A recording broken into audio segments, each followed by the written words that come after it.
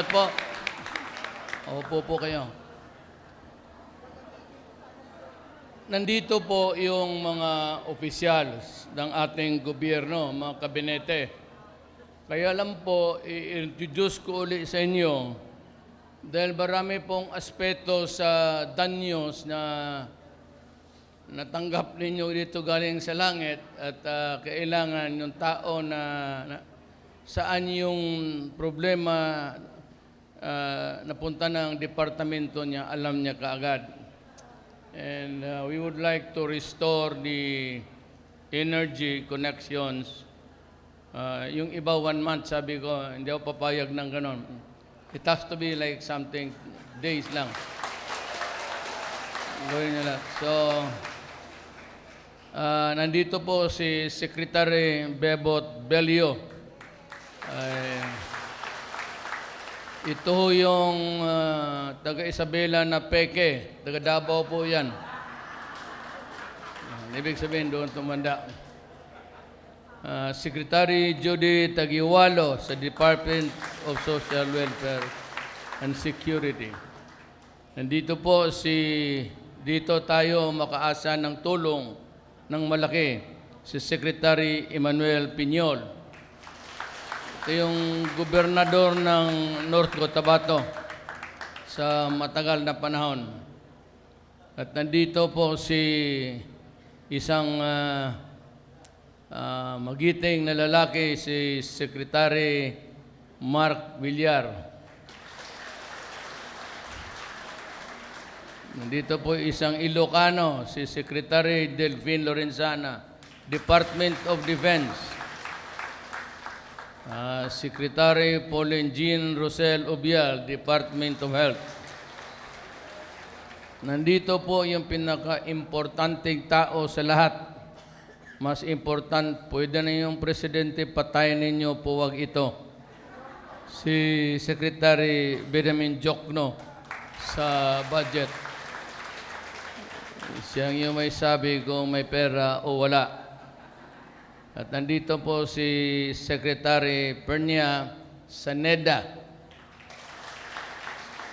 Siya yung magsasabi sa atin kung sa sunod na taon or 2 years after, tayo ba'y lalago, tayo ba'y liligaya sa buhay natin. Ang aking mga amo, nandito po si Governor Faustino D.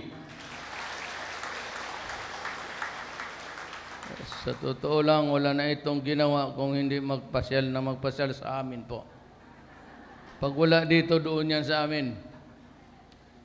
Nandito po si Vice Governor Antonio Albano. Mayor Evelyn Diaz ng Iligan. Ma'am. Congressman Rodolfo Albano ng 1st District. Si Rodito po isang peking Dabawenyo. Dito talaga. Mga kababayan ko, kaibigan kami, congressman rin ako noon. Tsaka yung mga asawa nila. Marami ho akong halos lahat. Ilocano.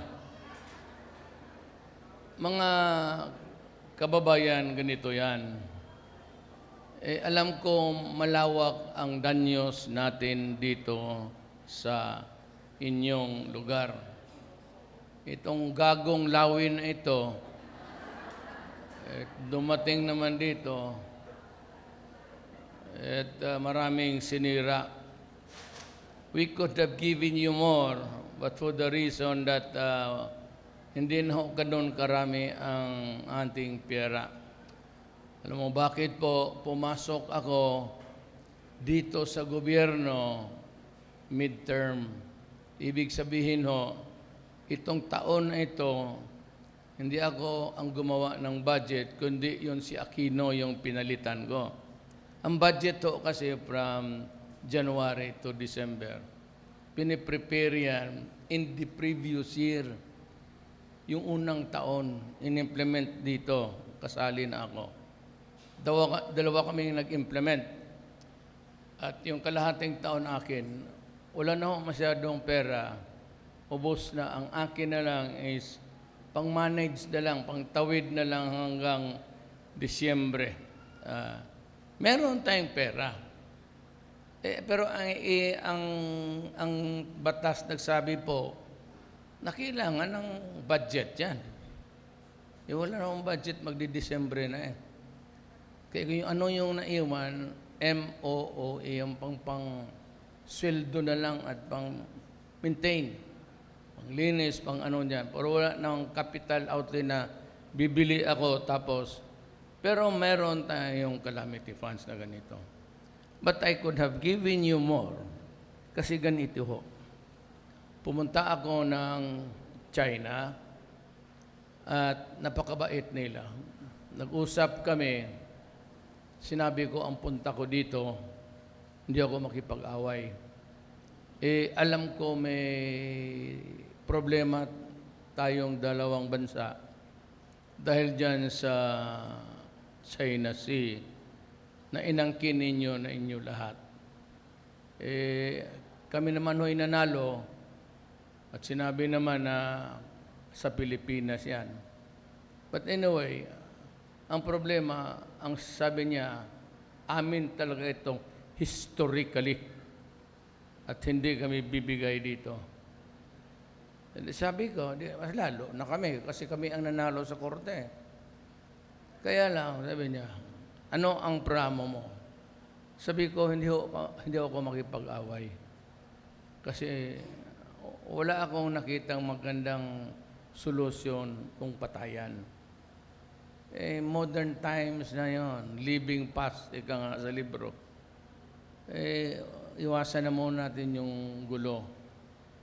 Sabi niya na we can resolve this case peacefully, na walang away, walang dugo, and it will take time. Okay lang, sabi ko.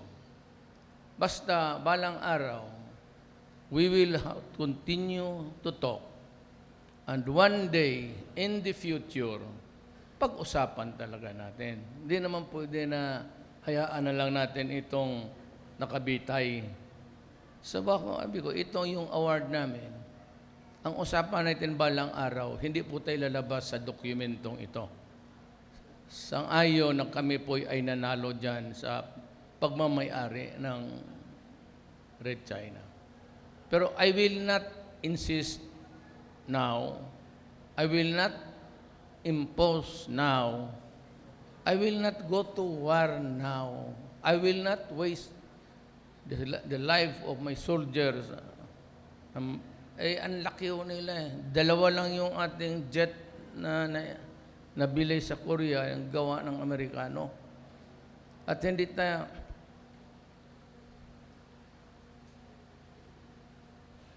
hindi ko taga malaman ni yung mga rocket na nasa ilalim ng pako ng eroplano, yung hindi tayo pinagbibilihan. Sinasabi nila, pag ako ay nagbubuga dito sa media, sabi nila, meron, bibigyan ka. Hanggang isang taon na lang, matmatanubo naman ng mga militar. Ganoon na sinasabi nila, nasaan? Ako naman nagtataka kung ano talaga ang intensyon ng Amerika. Basta yun ang sinabi. Kaya hindi ko maintindihan. Kaya sabi ko, huwag na tayo wala rin tayong armas.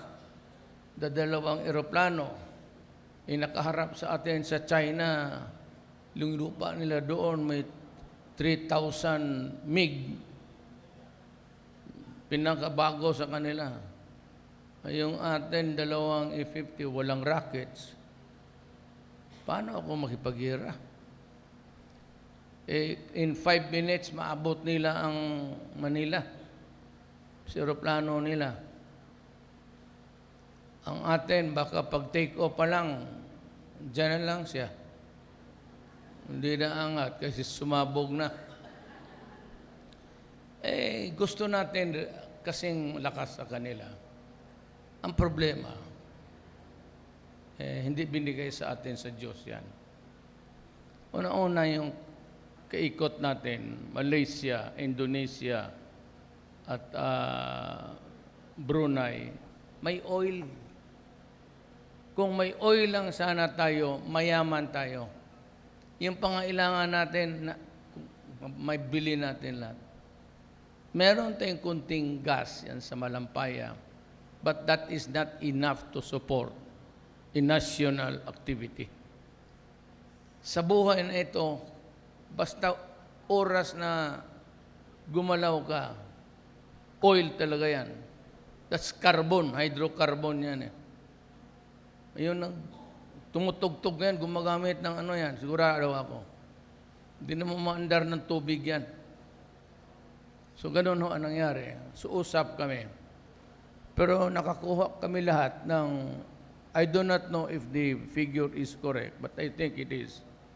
Lahat-lahat, 24 billion US dollars. So, ang aking sigurado dyan is something like 16.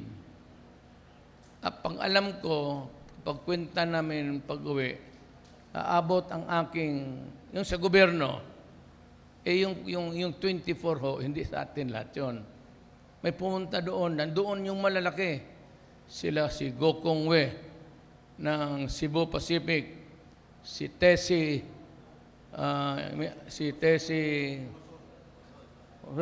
nandoon din sila. Naghiraman kami, pinagbigyan kami hanggang 24 billion. Yung aking 16 po, that is something sa kwenta-kwenta namin. Aabot yan ng almost more than $500 billion pesos. Kaya yan ay inaasahan ko next year na hindi naman kaagad naliligaya, nalalago ang buhay natin. Pero next year, kung dadating yung pera na yan, ang trust kasi ng gobyerno ko is, ang first, education. Second is agriculture. Third is health. So yan magkasunod. Ang military nga pati police, di bomba na lang. Huwag na masyado yung malalaman kasi wala naman tayong kalaban. So yan nga ang distribution ng pera na we expect to receive by next year. Masiguro ho ninyo, nang una talagang beneficiary dyan, ang agriculture. Merong kayong malaki dyan. Kaya yan ang unang problema natin sa bayan, agriculture. Pati yung panggamot. Po dito sa panggamot, mayroon ho akong order na lahat ng kikitain ng PAGCOR, doon ho igastos sa mga resita-resita. Ayaw ko lang kung dumating na dito kung magkano, but we have to revive the butikan ng bayan. Doon na ninyo kunin yung medisina ninyo. Yung talagang pupuntang ospital, tapos sabihin, ito ang resita at wala kang pera. You just prove to me. Huwag lang ninyo akong magsinungaling sa akin. Anything, sa police, sa military, huwag ninyo akong bulahin. Sabihin lang ninyo kung ano ang totoo at ako na ang mag-process utak ko kung may gawin ako o wala. Just do not lie to me. That's the only thing that I ask of you. Hindi pera yan. Magpakatotoo ka lang. Ngayon, sa magaganda, magpakatotoo ka sa pag-ibig mo. Pero dito, saan na yun? Sabi, punta ka ng Isabela, pakilala kita doon, maraming magaganda. Nakita ko doon, wala naman. Diyan, nakita ako kanina. Pang display lang pala ng... But anyway, gano'n, no? Yung mga AIDS, may pera pa tayo ng konti. Just hang on. Yan talagang pampatuwid yan sa gutom ngayon at emergency.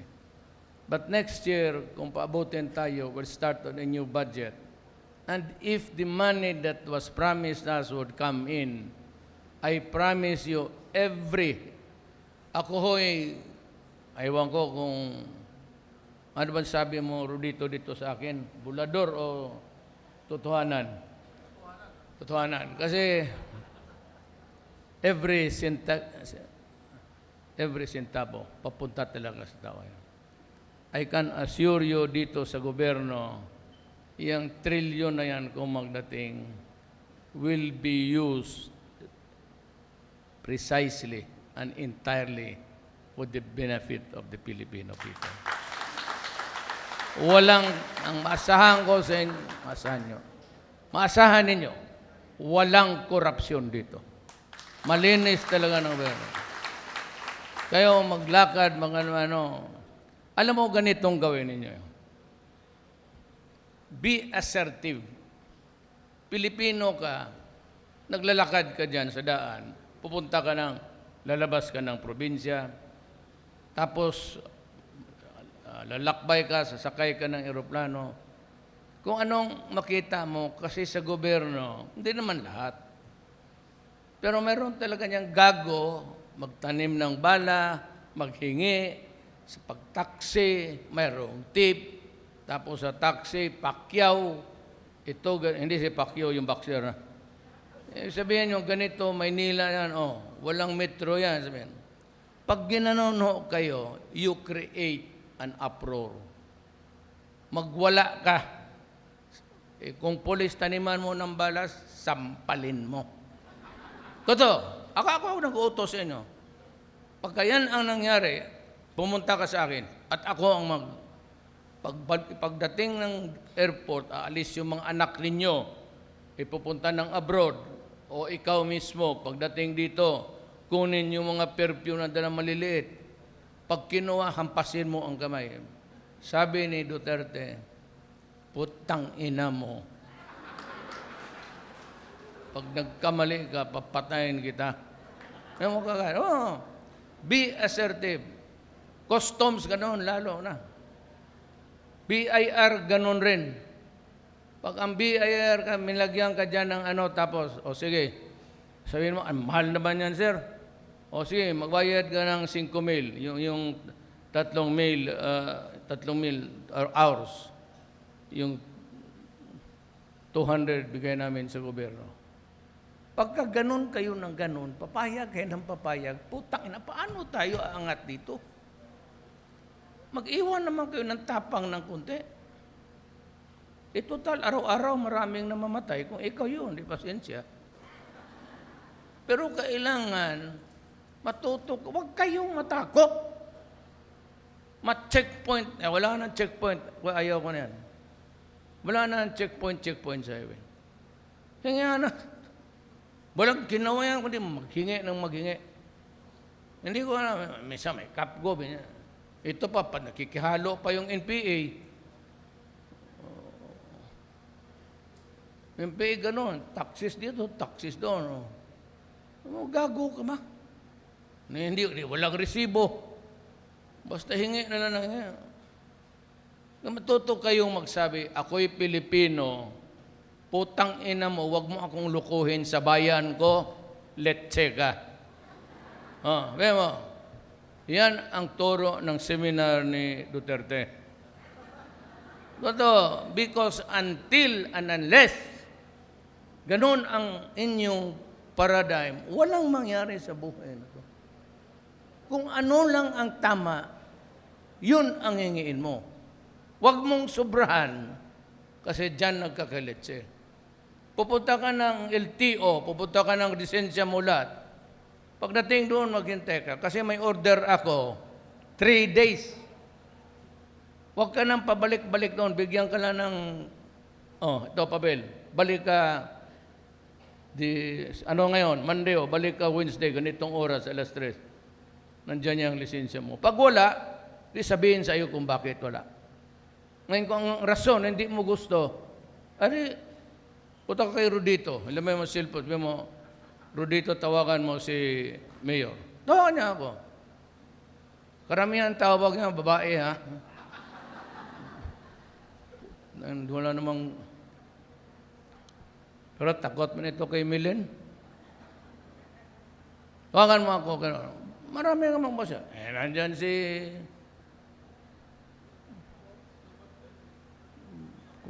Mayor, si Bebot. Huwag kayong pumayag. Dapat ibahin talaga nyo. Kasi kung hindi nyo ako tulungan, walang mangyari. Tsaka ngayon, sinasabi ko ako na ang nag-uutos sa inyo gawin yan. Ako na mismo ang sabi, be assertive. Sabihin mo lang sa putang ina niya, yun ang tama. Sabi ni Mayor, mag-file kami, bigyan kayo ng listahan, punta ka doon, sir, mag-apply kami ng lisensya. O ito, bigyan ka kaagad. Birth certificate, police clearance, gano'n. Pag nakuha mo lahat yan, bigay mo. Teka lang ng araw, lalabas yan. Pag hindi lang lumabas yan ng 10 taon, huwag ka nang tumawag kay Rodito kasi patay na ako niyan. Tawa ka sa akin because lahat sa departamento, National Defense, Defense, Trade and Commerce, Labor kay Bebot, 3 days. Kung ang papeles proseso, 1 month. Lahat ng gobyerno, pati ang mga permit sa local, fire clearance, lahat yan. 3 days. Yung fire clearance, nadidelay yan. Kasi ang fire department, naghahanap pa ng fire extinguisher para bilihin mo, para lumusot yung clearance mo. Kunin mo, buksan mo, sa mukha mo. Sabi ni Duterte. Sabi niya, gawin ko raw. Hanggang hindi kayo magkaroon ng lakas ng loob na kalabanan ang katiwalaan, wala tayo. Alam mo ho, Bebot Belio, ang kwarto niya kaharap sa kwarto ko sa dormitoryo. Ang ka-roommate niya si Dulay, isa ring Ilocano, Billy. Kabarkada, magkabarkada kasi ka-roommate eh. Ang ka-roommate ko dito sa aking kwarto si Yasay, yung foreign secretary. Kung mag-English, akala mo si Obama.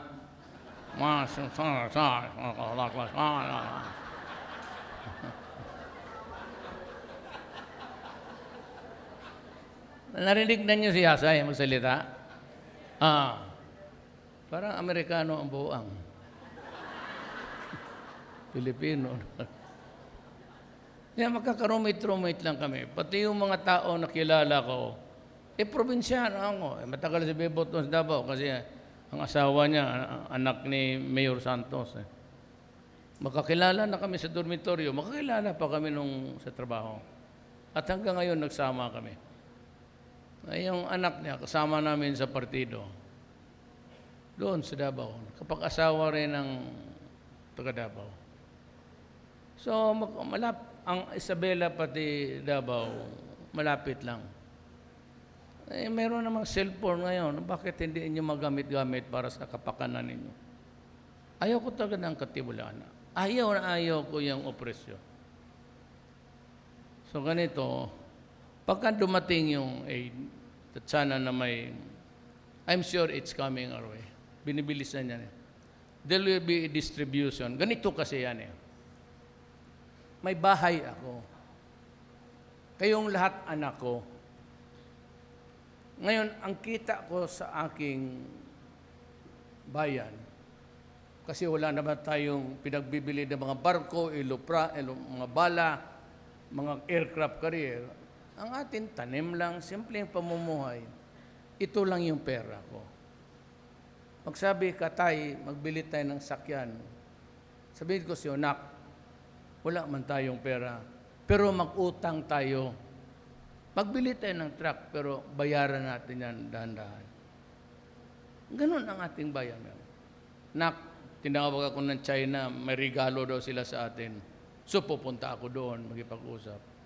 O, Mayor, hirap ang bahay mo, ganito, ito, may loan kami. ito may ibigay namin grant. Nagmamadali, magandang loob na lang. At ako, wag ho kayong ang lolo ko po ay Chinese. In check talaga. Ang lola ko, Maranao, sa mother side. Sa father side, Cebuano ako. Kaya pag tinanong ninyo ano ako, sabihin ko Cebuano. Because I trace my lineage from my father. But actually, I have not lived in Cebu. Talagang laking Mindanao ako. So, gano'n. Pakausapin na, huwag lang tayo So, kung mga ganito, nandito kami, tiis-tiisin lang po ninyo. Basta next year, beginning next year, may mga priority tayo. Education, kailangan natin tapos yung droga, sabihin ko lang sa inyo, dito, walang atrasan to. Walang alibyo ang Pilipinas hanggang yung pinakahuling street poser dito sa Tugigaraw o sa Isabela namatay. Hindi ito matatapos itong ganitong sitwasyon na patayan hanggang ang pinakahuling drug lord patay. Yan lang iwan ko sa inyo at mapag-isip-isip na yung iba. Sa katagal kong 6 years, talagang matutupad yung pangako ko. Maraming mamamatay niyan. Pero basta ako sabihin ninyo, kung kayo ang tinamaan niyan, kasi gusto ninyong mamatay. Pinagsasabi ko na Hindi ako papayag na itong bayan na ito lulubog. Because I will deprive the next generation of Ilocanos here and the next generation of Visayans and Moro people will be contaminated and a destroyed generation. Kaya papayag na gano'n. Habang presidente. So, hindi na ako magtatagal. Pupunta po ako kay Aimee. Nandito lang yung certification at tawagin ko lang po si provincial government. Dito si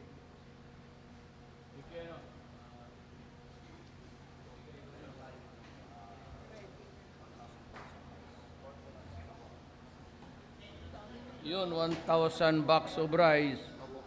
Ito part of the assistance to mitigate the seeds. Seeds, 24,000 of seeds. 37 million yan. 37 million yung sa seeds. Sa agriculture to lahat. Yung ibang napinsala, kunti-kunti na lang. Pero by next year, I promise you, kayo ang mauna. Kayo ang mauna. Hindi na pa ako magtatagal at marami pa akong lugar na pupuntahan. Maraming salamat po.